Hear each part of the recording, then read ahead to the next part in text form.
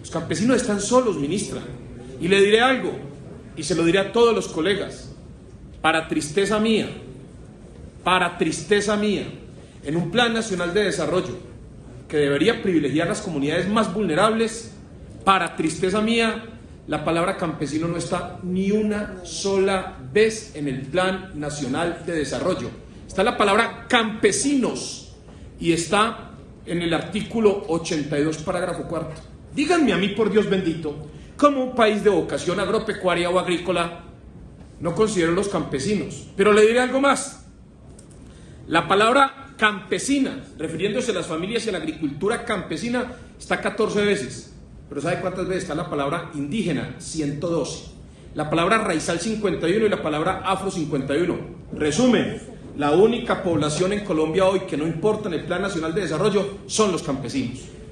Y se lo tengo que decir a usted, ministra, justamente porque es la responsable de la cartera de Agricultura. Yo soy campesino, nacido en la vereda La Cabaña del municipio de Manizales, hijo de un cogedor de café. Por eso me duele el campo. Es que yo le hablo de lo que yo hice de niño y de lo que hoy hacen mis tíos, mis primos y mis familiares. Nosotros seguimos siendo campesinos con mucho orgullo y por eso hoy extrañamos que desde el Ministerio de Agricultura nos estén dejando solos. Los campesinos de Colombia no tuvieron peso en el Plan Nacional de Desarrollo. Digámoselo al país, ministra, porque esa es la verdad. Porque si hoy en Colombia los únicos que el Plan Nacional de Desarrollo considera son los indígenas, los raizales, los palenqueros y los afros, pobres campesinos de este país que no importaron. Y eso duele. Duele que en el país el campo y el campesino no hayan importado. En el ministerio tienen que entender de una vez por todas que el gran problema hoy del campo colombiano, además de los fertilizantes, es la comercialización.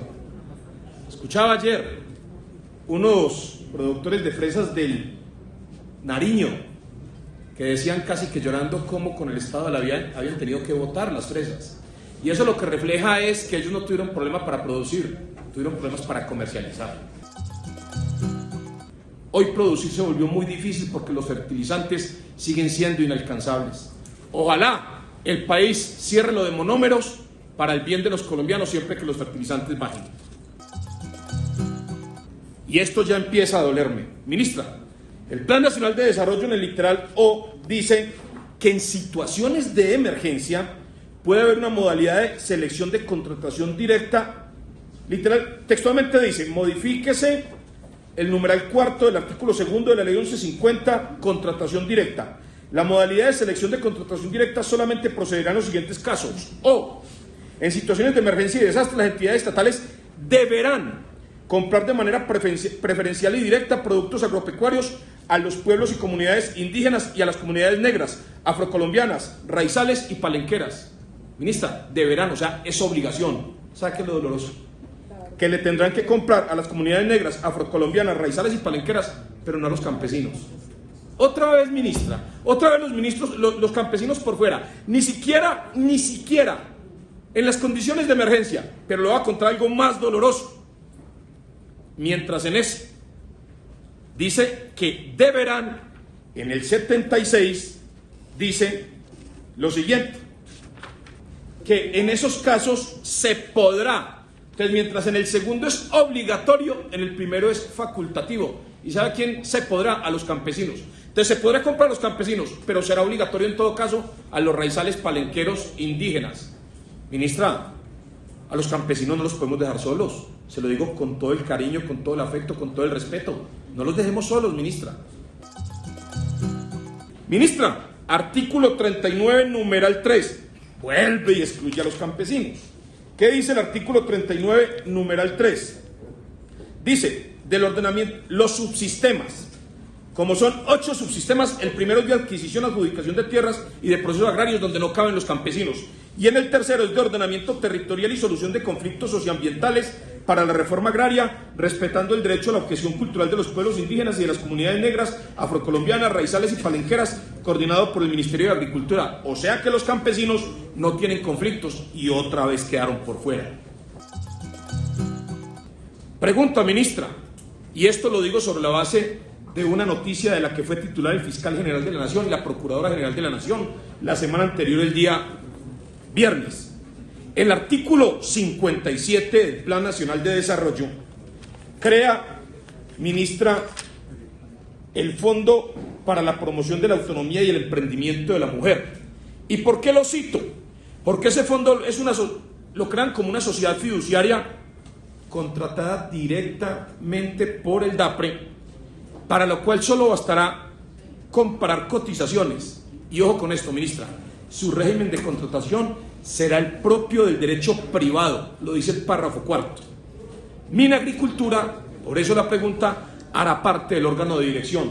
Acaba de decir el fiscal y acaba de lanzar una función de advertencia a la procuradora sobre todos los fondos que se están creando en el Plan Nacional de Desarrollo, que se regirán bajo el esquema del derecho privado, ministra. Yo sí quisiera saber si hoy, en un país que viene reclamando transparencia, en un país que viene reclamando licitaciones, convocatorias, invitaciones, vamos a aprobar, y si usted está de acuerdo, que todos estos fondos funcionen bajo el esquema del derecho privado. Y de hecho, el artículo 3 crea el Fondo Colombia en Paz, también bajo el régimen de derecho privado, y allí hace parte la ART o Agencia de Renovación del Territorio. Ya son dos fondos, ministra, con los que usted tendría relación. Yo sí quisiera conocer su respuesta, porque por lo menos dejo la constancia para el día que me citen de la Fiscalía o me citen de la Procuraduría qué tengo que decir. Ministra, yo quiero que usted nos explique cómo se entiende la economía del cuidado. Y digo que le pido que nos lo explique la economía del cuidado no remunerado como actividad productiva del sector rural. Porque de una lectura rápida uno piensa que son las mujeres que tienen un esposo y unos hijos y que a ellos se les entiende como una actividad productiva, pero usted lo entiende como actividad productiva para efecto de financiación de proyectos.